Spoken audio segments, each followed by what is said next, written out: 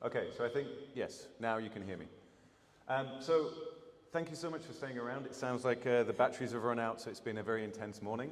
We're going to take a dive into traceability and looking at how digital solutions can work for traceability of materials, data, and actually how this can affect a circular economy. And it's my pleasure to be here. My name's Phil Brown. I'm representing Circularise, and I'm also joined by my colleague Mesbah Sabur and a customer of ours and partner, Henning. And I would like you to both introduce a little bit yourself within one sentence and why you're here. Well, can you hear me? Is my mic? Yeah, it's on. Okay, awesome.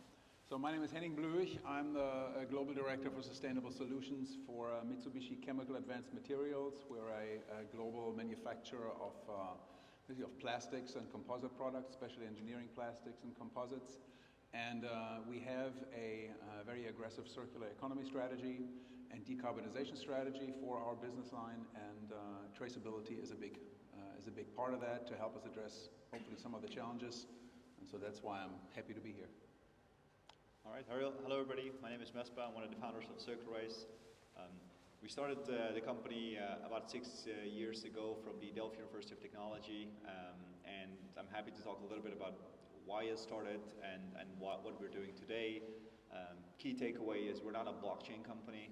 We use it, but it's not about that. It's really about how do you advance a circular economy, and how can digital solutions such as traceability enabled by blockchain can play a big role. So with that introduction, I'd actually like to extend to Henning. You mentioned an aggressive circular economy strategy and how traceability is central to this. Could you explain to the audience the vision, at least from a Mitsubishi Chemical advanced materials point of view? What is the connection between traceability, circular economy, and ultimately what we're working on together? Absolutely. So in order to have a true circular economy, a key part of that is to be able to, first of all, take back a lot of our own materials and recycle it back into usable products, ideally of the same performance grade. And that's where we're already experiencing some challenges. So one challenge, and where traceability actually comes in to help. So one challenge is we are in the middle of the value chain. So we purchase resin from our resin manufacturers, then we make our materials and products and shapes out of that, and we sell them to a fabricator, distributor, to an OEM, and others down the line. We do not have direct access to our products at the end of the line, which makes it very difficult to know where they are, to know which condition they're in, and to know how to best gather them back at the end of their useful life cycle. So that's one of the points. The other one is we need to understand what's in those products when we take them back.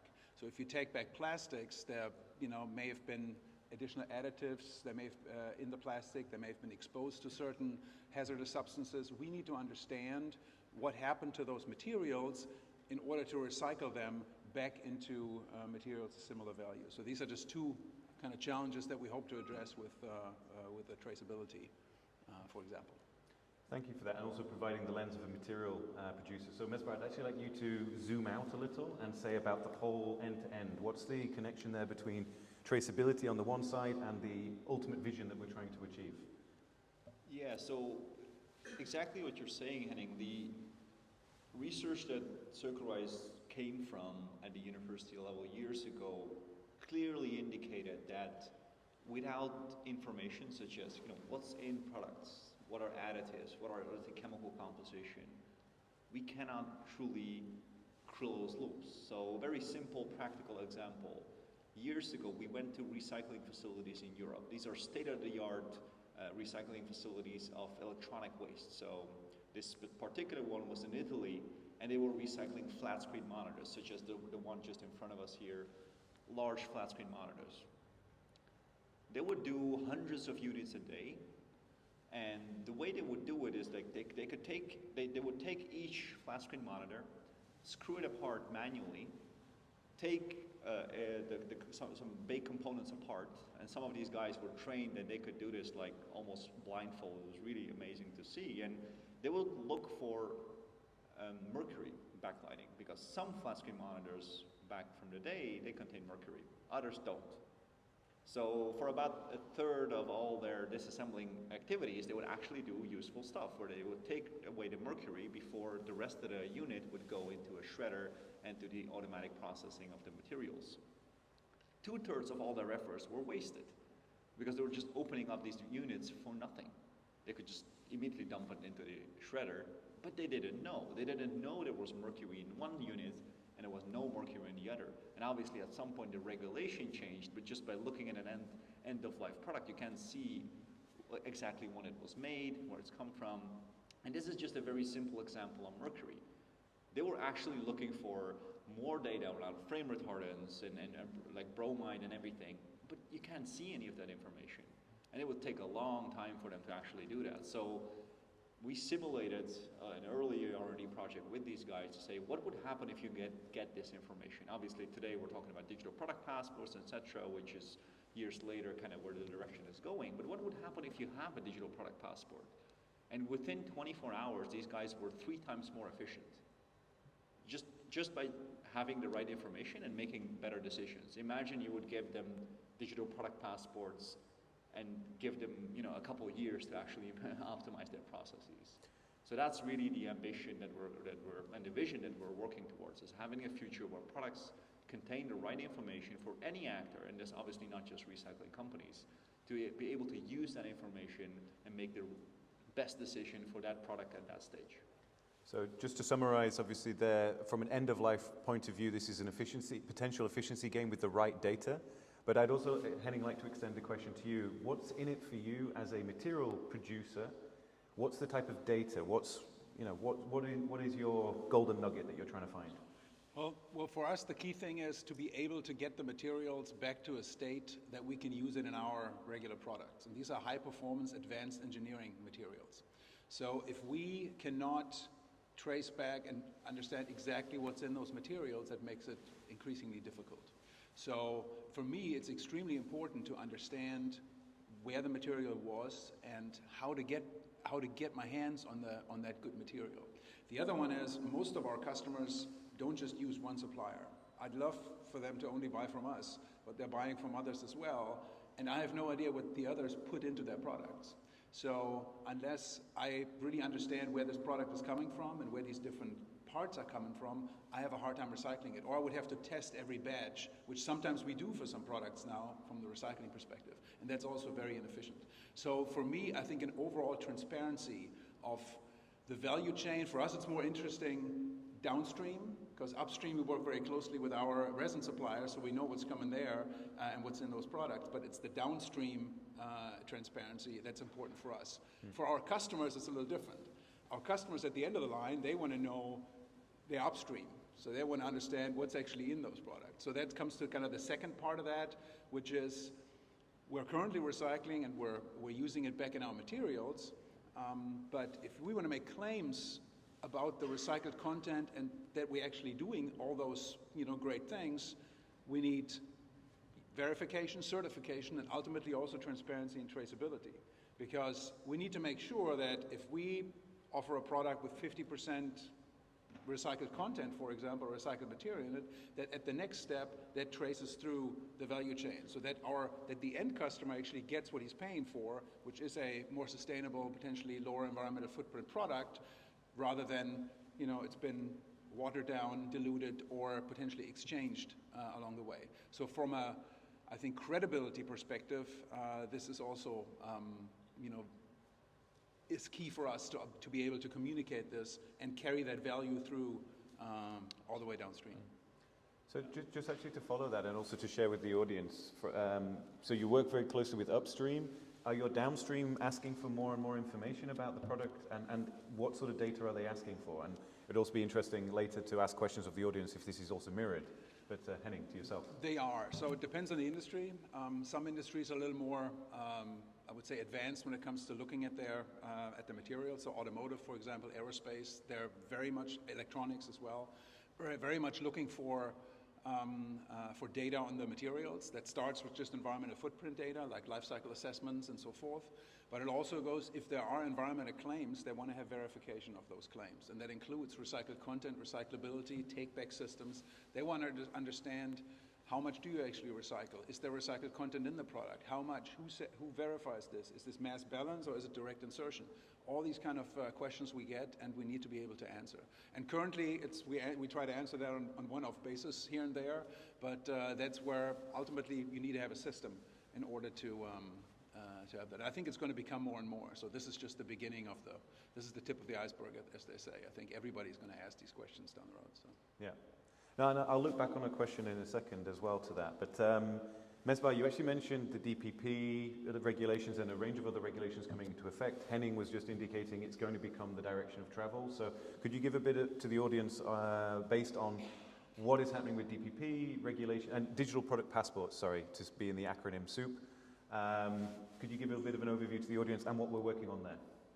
Yeah, absolutely. So just to kind of bring the narrative down, so the long-term vision is to really enable all this information to be attached to products and then to be able to efficiently close these loops.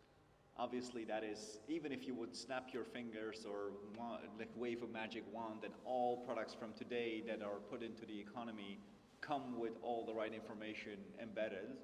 It would still take decades for that information to actually be used for recycling companies, because a typical electronic products has like a 7-year average lifespan, automotive, couple decades. So that is really a long-term vision that we need to solve. And then going back to the short-term value proposition is really about credibility, being able to show that in the supply chain, distinguish yourself as an actual proper supplier who's bringing traceability and transparency alongside sustainability attributes. And while this short-term value proposition is great and we see a lot of interest from industry voluntarily, I think from a European perspective, it's been clear now for a couple of years that there needs to be a stronger push as well towards that long-term vision. Because if only 5% of products are fully traceable, well, that recycling company who's doing 400 units of TV or television units, they're not going to change all of their operations for just 5% of traceable products, and the remaining 95 don't have any of that. So it needs to be accelerated by regulation, and one of those most prominent ones is the digital product passport that has recently been sharpened by the European Commission. Essentially, in a nutshell, just like, you know, food, right? If you buy food, there is an ingredient list on it. Well, for products to be truly sustainable and be used in an economy that is more circular than today's, we need to have a similar ingredient list, disassembly instructions, all kinds of information for end-of-life products and companies that close these loops to be able to understand. So, for example, if I take another unit of TV, just to keep to that same analogy, like, it could be as simple sometimes as knowing that there is a certain screw or a certain way of assembly in a certain product, and it can take, it saves you hours of time to disassemble the product. Just very simple information around disassembly instructions, for example. So it's not just about material composition, but there's more information, and that's what really all of the digital product passport is about. So what information do we need per sector to really drive the circular economy? And one caveat that I want to give is that it's not about necessarily having all that information publicly on the products, right? It's a little bit more advanced than just an ingredient list on a label of food packaging. It is much more decentralized and self-sovereign, and there is essentially an identifier, like a QR code on a final product, that can potentially give you access to all this information, but it's not necessarily public on the product. It's still usually self-sovereign, meaning those that supply the information can keep hold of their information and give access to certain parties accordingly. Yeah, I mean, I think, so from this point, that's the future vision and direction of travel. But Henning, I'd like to look back to something that you said around actions that you are taking today, the short term. You mentioned a range of different certifications. I also know from your background you've been on the other side of the table, so you've got your head in both camps. But what is it that you're doing today? And what are those first steps that people in the audience can start to think about and consider, you know, leading by example from yourself? So for us, I mean, this is kind of the age of transparency, right? So it started 15 years ago or so when, you know, life cycle assessments were becoming more prominent. So this is one of the big steps we're taking as well. We want to make sure that there is actually environmental data for every single one of our products and materials. because that kind of gives us a good basis to make decisions. So that's extremely important. The next step then is expand our take-back system. Currently, it's not quite as systemized yet as I'd like it to be. We take back a good amount of material, actually. In some cases, it's 20% of the overall output is recycled content for certain materials, but not for all of them. So for some polymers, it's extremely hard to get them back. We don't have the streams and the systems yet. So that is one big part for us to build out that system. And that also means going to the end of life. So we have very good relationship, of course, to our direct customers, which are often distributors or fabricators, folks that buy our big plastic shapes and make something else out of that and cut them and they make something else out of that. So how do we get to the Airbuses, the Boeings, the Porsches, the Volkswagens, and all those kind of guys that in the end use the material in their products to get it back?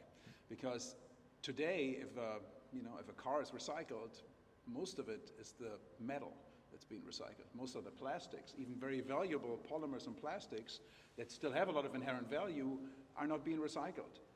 And one of the reasons is I think nobody knows they're in there and how to get them out. So right there, as a transparency is important. So that's a big one for us. You mentioned the digital product passport, which is all the regulation that comes along with that. So there's a corporate sustainability reporting directive coming. There's circular economy being pushed even further on recycled content mandates for certain polymers and plastics, which I'm sure are coming as well. All this is kind of hanging over us, if you will, as a manufacturer in this field, and we need to be able to tackle those challenges. And transparency and traceability is one of those tools. And I can give you one kind of specific where I feel this can really enhance, which is call it the gold standard, I think, if you will, and that is food grade. So currently we sell a lot of polymers into food grade applications. Not packaging, so we don't make this, but into food manufacturing, where there still are, the cookie is going over it, and some other material is being processed with our polymers and plastics, so they have to be food grade. At this point, we cannot take back those materials and recycle them. It's not possible. There's a number of reasons for that. The legislation makes it almost impossible to do that, but the key thing is traceability of the material, because if we can clearly show that you take that this is the food grade material and you take it, it doesn't leave that system and goes right back into that system without being exposed, that's the second one, exposure to certain materials, to hazardous materials, we should be able to recycle that back. And that's for example, these are some points where I see a lot of benefit in those systems. And the last one, you mentioned our customers, we need to be able to show that. So certifications, we're in the process right now. I know we're going to talk a little bit about the K show later. We're going to launch a portfolio of products at the show. And that's where, the moment you make environmental claims, I think certifications and verification is key. I come from that area. So I believe in that heavily. And again, without transparency, there is no certification. So I'm going to shut up now, and I'll tend to blather on. But No. And I hope the audience found resonating examples in there. And again, I will extend some opportunities to ask questions. But the final question that I have, because, for instance, if we're talking DPP, the longer-term vision that Mesbah indicated, and then certifications, and also the information that suppliers need, this is systems of systems of systems. It could become death by data. Yeah. And essentially, one challenge that we see is the interoperability challenge. So, Henning, I'd like to extend this to yourself first, and then Mesbah in a short-ish way. We want to be open, but then there's challenges. We need data. They're all in little silos. Yeah, the interoperability is key. I mean, every manufacturer has some kind of ERP system, so we all have our own kind of supply chain material tracking system already. We may have other environmental data systems, so for us, that is key. We need something, if there's a tool out there, it needs to work with all the other tools that we're already working with.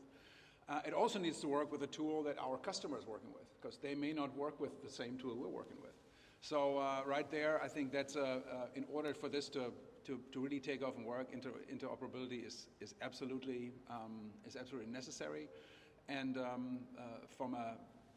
there's another point I think in there that I just like to, throw it from the side, and that's the intellectual property and confidentiality part. For a manufacturer like us, it is key to make sure that our confidential information, our secret recipes, if you will, are not becoming public. And in an age of transparency, that's becoming more and more difficult.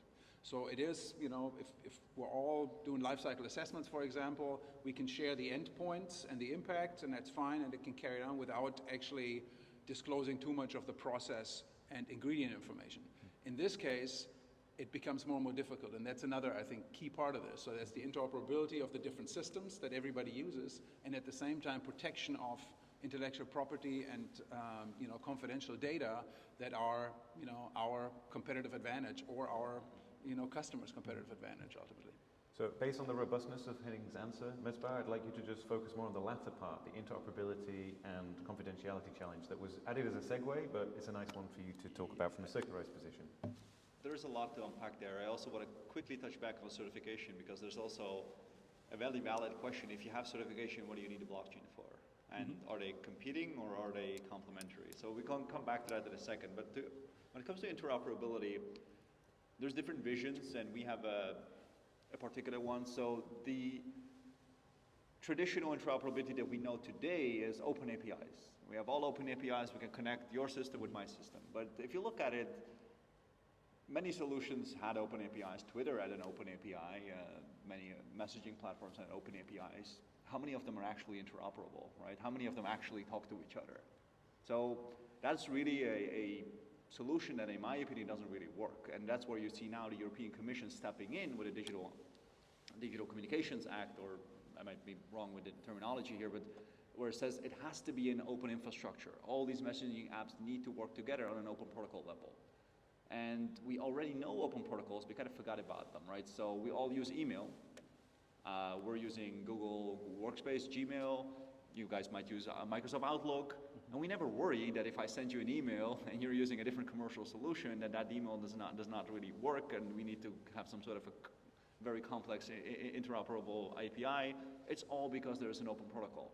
Once there is an open protocol, it doesn't matter. It's interoperable by design, as opposed to just create your own thing, we're going to create your own, and then we figure out later how to connect the two systems, right? So this is really where the world is heading towards. You can see it in things like the Gaia X and the Catena X in the automotive industry, like where this is really pushed hard. So I believe that's also where the future is in, and it's going to be much, much easier once there's an open protocol, and commercial solutions just use the open protocol and build their own systems and are interoperable by design. The other point is, if I can ask you on your other point to be short. Yeah, so on confidentiality, right? So within confidentiality, and again, coming back to the principles of Gaia X and Catena X and in general self-sovereignty, the idea is not to share all this information into some sort of a central database where there is a central place or even a blockchain where all this information is at. Quite on the contrary, the idea is more that if you have all this information about your production and all the details, you just share a reference point that allows others to access part of that information with your consent, as opposed to all that information being stored on a central system. So that's the basis of self-sovereignty. Everybody keeps their own data and works on an open network to then share data upon request peer-to-peer, as opposed to centrally stored on a certain location. So a lot of conversation from our side. Potentially some audience members may not even know what an API is, because it's an acronym again. So if there's a question on that, but I would like to extend to the audience any questions that you may have. So we've touched on traceability, the need. We've talked about the short term, what is in it for companies, both from a material producer and a downstream, and the regulations that are coming into effect, DPP as well as certification. And then finally on the interoperability challenge and confidentiality. So any questions related to any of those topics, or something completely a curveball? You have two panel members who can hopefully answer. So, questions from the audience? Please, Anna.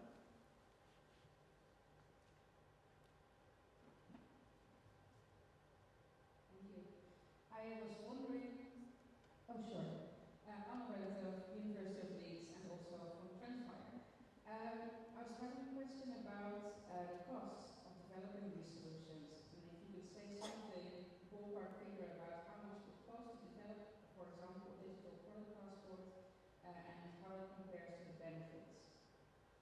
Okay, so what's the ROI? Mesbah, I think that's one on you. For you.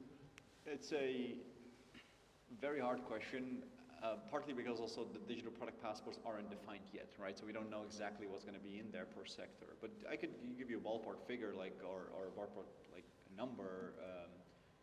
So oftentimes, when it comes to like the short-term digital product passports, we're talking about data that you already know to a certain extent as a supplier.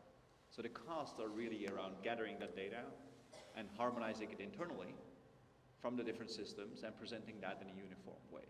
So oftentimes it's a one-time cost of making sure that the data that you have in maybe different systems, ERPs, etc., is kind of harmonized and built in the same place. This can take, depending on who you are and what kind of an IT infrastructure you have, it can take you a couple months to a year, right? So that is that part. And then there is another part which is about data that you don't have yet, right? And that's a bit the undefined part, like what about if you need a very specific way of carbon footprint reporting, then the cost might be more because you might need external help, etc. So it's a bit of a hard question to exactly answer. But at the same time, I believe the way the digital product passport is being framed right now, the majority of the data should be already there. It shouldn't be a surprise to you as a supplier what you're doing yourself. And it's really harmonizing it internally and presenting that in a structured way.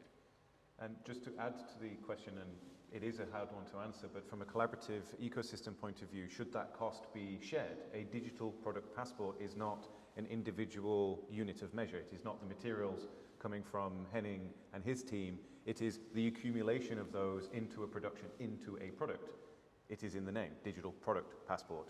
So how do you actually separate that cost across the value chain? These are questions that still need to be defined, also by the EU as well. But I think we have time for one more question. Yeah, so one more question, and or visit us afterwards and you can ask your question offline. But anything that you'd like to bring into the room? Or it was all clear? Fair enough, digital product passports, you're all experts, so cool. If there's no other question, then we can, a final comment from both parties. Anything you'd like to share with the room? When do you start?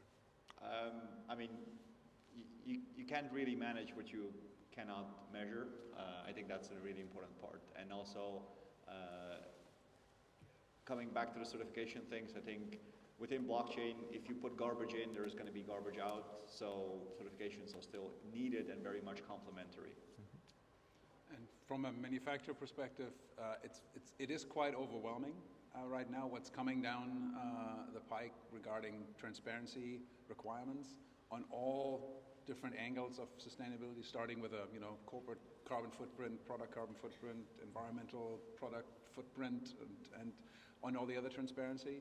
So the more tools one has, and the more this data can actually be gathered in one platform or in a number of platforms internally to be ready to communicate it, the better. It may take some time for us. It's definitely a big challenge, no question about it, and we're not even halfway where we want to be.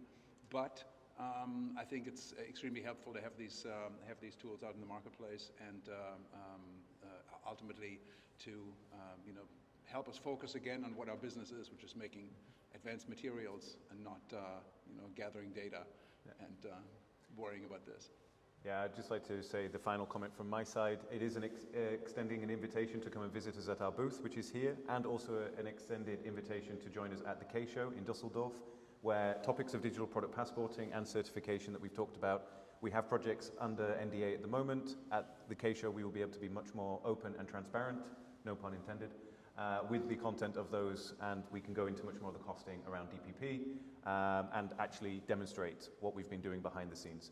But I would just like to extend a thank you to everyone for your attention, and again, please visit us at the booth if you have a question that wasn't answered or something that comes to you later. Thanks so much.